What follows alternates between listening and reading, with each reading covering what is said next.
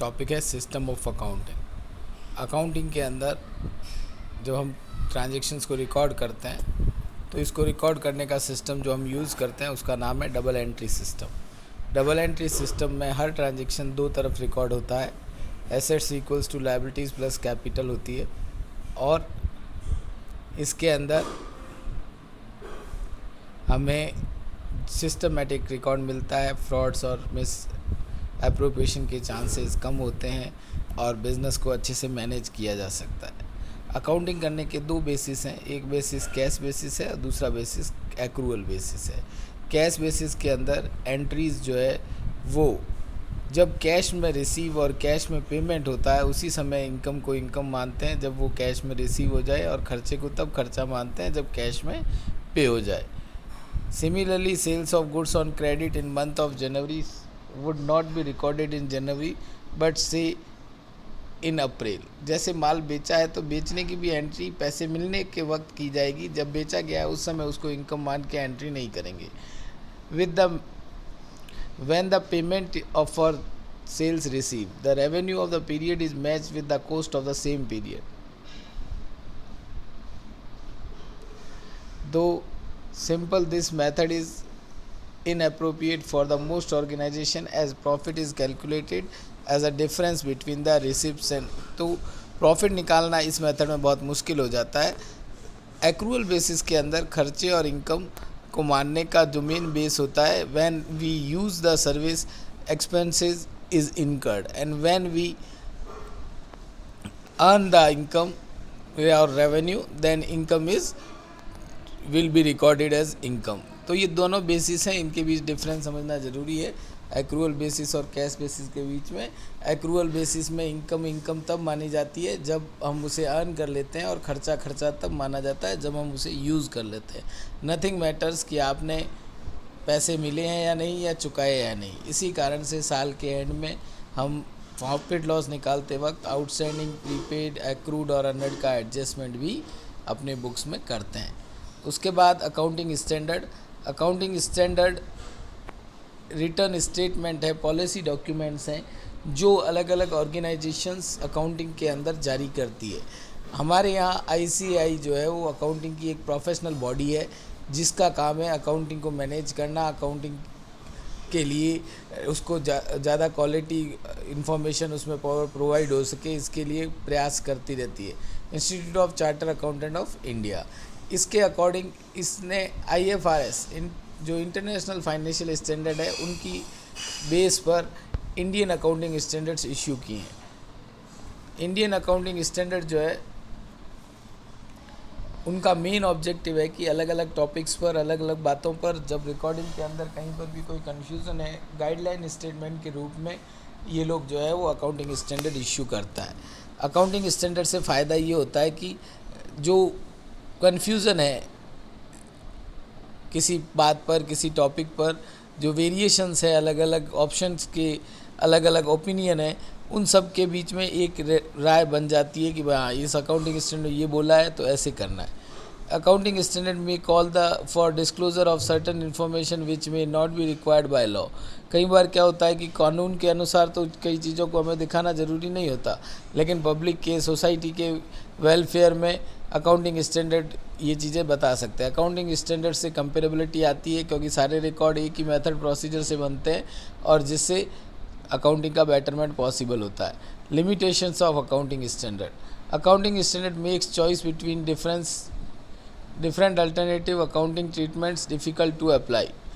Accounting standard जो है वो चॉइस बनाता है अल्टरनेट अकाउंटिंग ट्रीटमेंट के बीच में।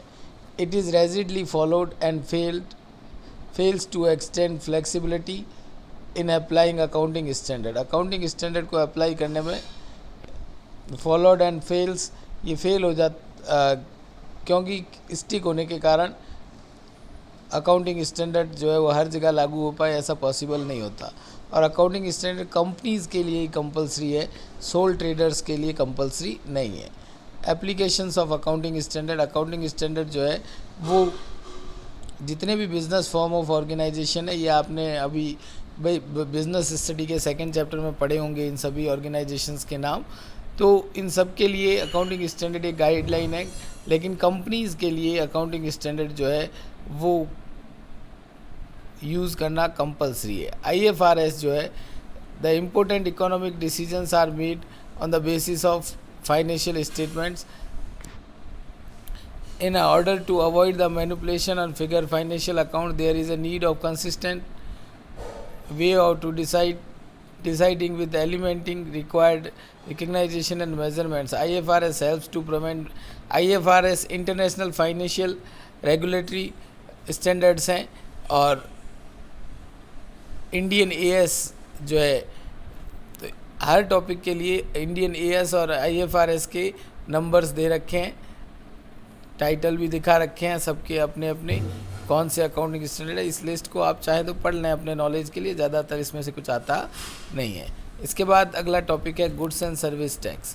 Goods and service tax GST, जैसा अपन न्यूज़ में भी देखते हैं कि इंडिया में लागू हो चुका है, और GST जो है आपके बिजनेस स्टडी में भी आएगा कि GST के अंदर मेनली 3 टैक्स होते हैं, CGST, SGST और IGST। जब गुड्स एक ही स्टेट के अंदर सेल होते हैं तो उसके ऊपर फिक्स रेट जो पहले से सरकार ने डिसाइड कर रखी होती है, जैसे 6% या 12% या 9% या 18% या 28%, तो CGST और SGST आधे आधे लगता है। जैसे अगर 12% है तो 6% CGST लगेगा, 6% SGST लगेगा। CGST यानी central goods and service tax, SGST यानी state goods and service tax.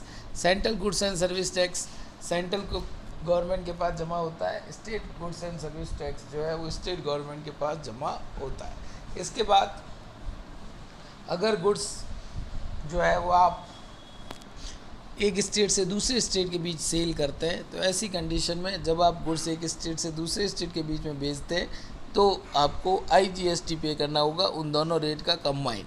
IGST भी गवर्नमेंट सेंटर के पास जमा होता है, लेकिन उसमें से वो फिर दोनों स्टेट्स और खुद का अपना अपना हिस्सा बांट लेते हैं, क्योंकि एक स्टेट से ज़्यादा स्टेट्स उस ट्रांजैक्शन में इन्वॉल्व रहते हैं। अलग अलग टैक्सेस को मिलाकर GST रिप्लेस किया गया है। इनडायरेक्ट टैक्सेस जिनको इसमें डाला गया है उनका नाम चार्ट में दे रखा है, service tax, excise duty, CST, custom duty, VAT, entry tax, octroi, luxury tax. ये सारे टैक्स जो पहले थे उन सबको रिप्लेस करके और GST के अंदर डाल दिया गया है। GST एक कॉमन लॉ है, पूरी कंट्री में एक टैक्स लगता है, इसलिए हर जगह एक प्रोडक्ट के दाम एक जैसे रहते हैं।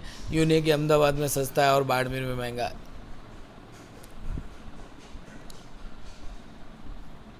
इंट्रा स्टेट मूवमेंट यानी एक ही स्टेट के अंदर मूवमेंट होगा तो CGST और SGST लगेंगे, और अगर इंटर स्टेट मूवमेंट होगा तो IGST लगेगा। इस तरीके से अपन ने आज इसकी बेसिक थ्योरी जो है वो अकाउंटिंग की पूरी कर ली है। इसके बाद अपन लोग जो है वो कल से अकाउंटिंग स्टैंडर्ड के बारे में आगे पढ़ेंगे कि भाई अकाउंटिंग की रिकॉर्डिंग, बेसिक अकाउंटिंग एग्जाम्पशंस, उसके अंदर किस तरीके से रिकॉर्डिंग होती है, उसके बारे में अपन कल की क्लास में पढ़ेंगे। आज अपन जितने चैप्टर पढ़े हैं 2 चैप्टर, इनको अच्छे से आप पढ़ लें, रीड कर लें, इसमें से भी काफ़ी सारी थ्योरी आपके एग्ज़ाम में आती है।